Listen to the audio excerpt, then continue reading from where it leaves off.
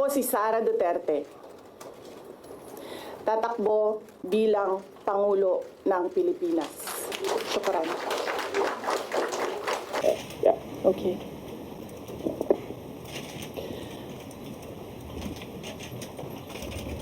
Assalamualaikum warahmatullahi wabarakatuh.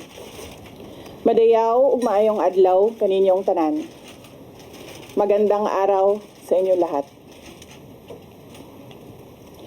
Proverbs 19 verse 21 states, "Many are the plans in a person's heart, but it is the Lord's purpose that prevails." It took me 47 years to understand that my life was never meant to be only mine. Unlike others, I may not have been born just to chase happiness. For a long time, I questioned the weight of responsibility to my family, to my country, to everyone who called on me. Today, I have peacefully accepted that my life is unlike any other. Sa unang mga buwan ng aming mga termino, nakita ko na ang kawalan ng katapatan ni Bongbong Marcos Jr. sa mga pangakong binitawan noong kampanya. Pati na sa kanyang sinumpaang tungkulin para sa bayan. Dahil hindi ko kinaya na maging bahagi ng 2025 national budget na tadtad ng katiwalian, pinili kong umalis sa kabinete kahit alam ko na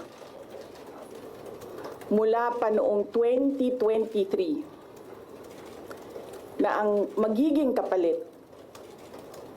ay ang aking impeachment. Mga kababayan, humihingi ako ng paumanhin. Patawad kung tinulungan ko mahalal si BBM bilang Pangulo ng ating bansa.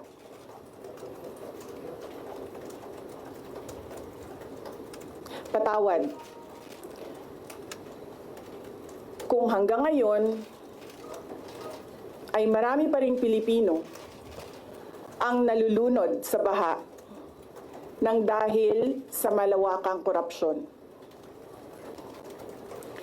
Patawad kung lantaran ang pang-aabuso ng ating mga institusyon para sa pansariling interes ng mga politiko.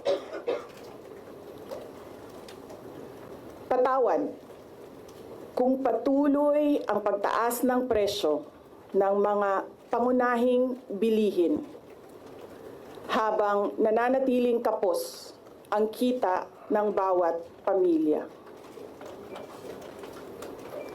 Patawad kung wala man lang tayong tunay na seguridad sa pagkain. Patawad kung may nagkakasakit at binabawian bigla ng buhay dahil sa kakulangan ng maayos at epektibong healthcare system. Hindi ako kailanman natakot sa pagsira nila sa pangalan ko. Ngunit, may takot ako para sa ating mga anak. May takot ako para sa susunod na henerasyon.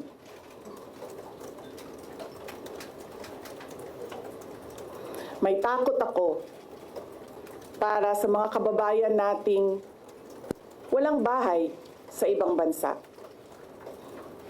Walang pangalawang pasaporte, walang ibang matatakbuhan kundi ang Pilipinas. Kahit ito'y patuloy na nalulugmok sa kahirapan. Na ako'y kahadlok, nga moabot ang adlaw na dawaton na lang nato ang kapobrihon isip kapalaran. Nga maanad na ta sa sayop, nga mawad-an na lang ta og paglaom. Og labaw sa tanan na ako'y kahadlok,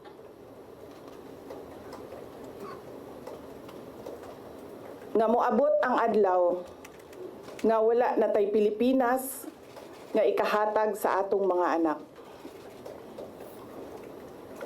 I cannot kneel before each and every Filipino to beg for forgiveness. Instead, I offer my life, my strength, and my future in the service of our nation. Mga kababayan, ibalik natin ang tapang at malasakit para sa Diyos, sa bayan, at para sa bawat pamilyang Pilipino. Ako si Sara Duterte, tatakbo bilang Pangulo ng Pilipinas. Shukran. Any questions? First question. Next time na ang question. Oh. Thank you. Oh. Good morning. Iniwan ko kay JC yung kabuuan ng speech.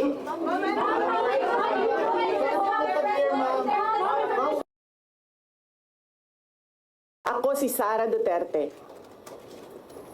tatakbo bilang Pangulo ng Pilipinas. Shukran. Yeah. Okay.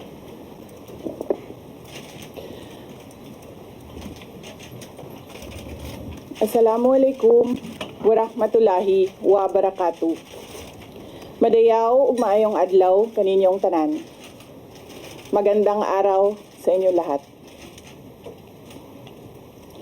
Proverbs 19 verse 21 states, "Many are the plans in a person's heart, but it is the Lord's purpose that prevails." It took me 47 years to understand that my life was never meant to be only mine.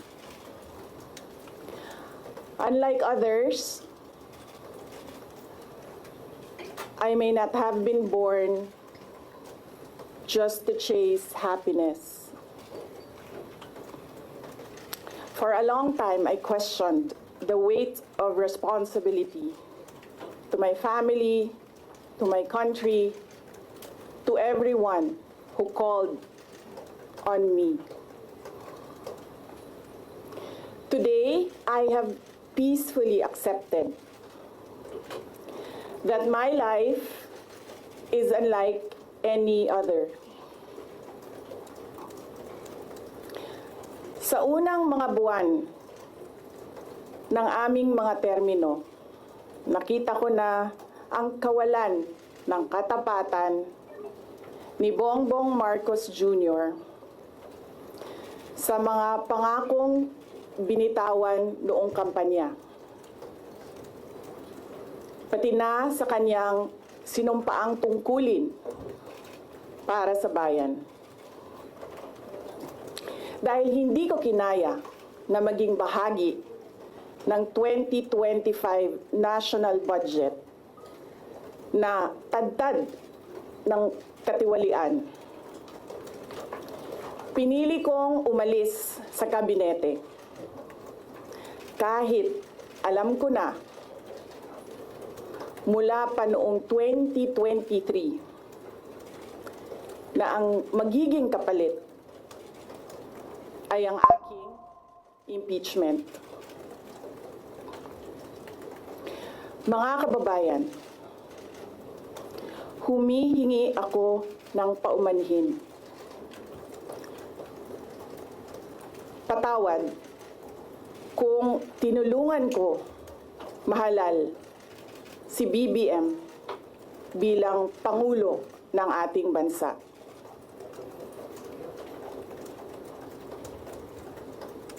Patawad kung hanggang ngayon ay marami pa ring Pilipino ang nalulunod sa baha ng dahil sa malawakang korupsyon.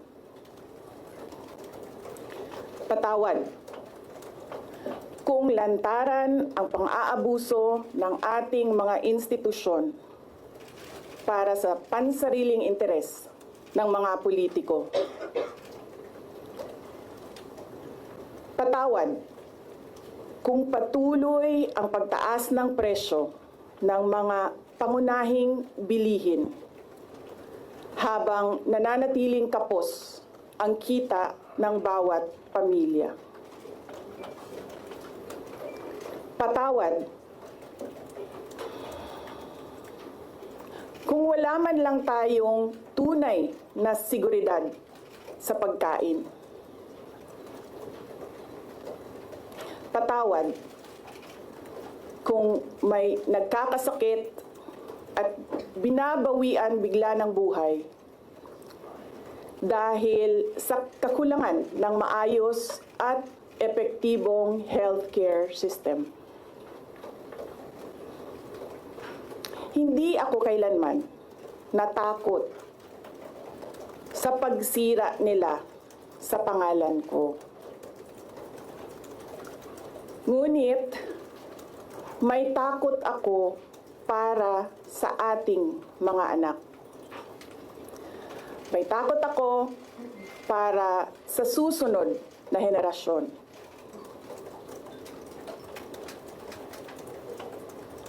May takot ako para sa mga kababayan nating walang bahay sa ibang bansa.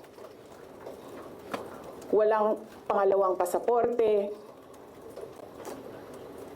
walang ibang matatakbuhan kundi ang Pilipinas. Kahit ito'y patuloy na nalulugmok sa kahirapan. Na ako'y kahadlok, nga moabot ang adlaw na dawaton na lang nato ang kapobrihon isip kapalaran. Nga maanad na ta sa sayop, nga mawad-an na lang ta og paglaom. Og labaw sa tanan na ako'y kahadlok,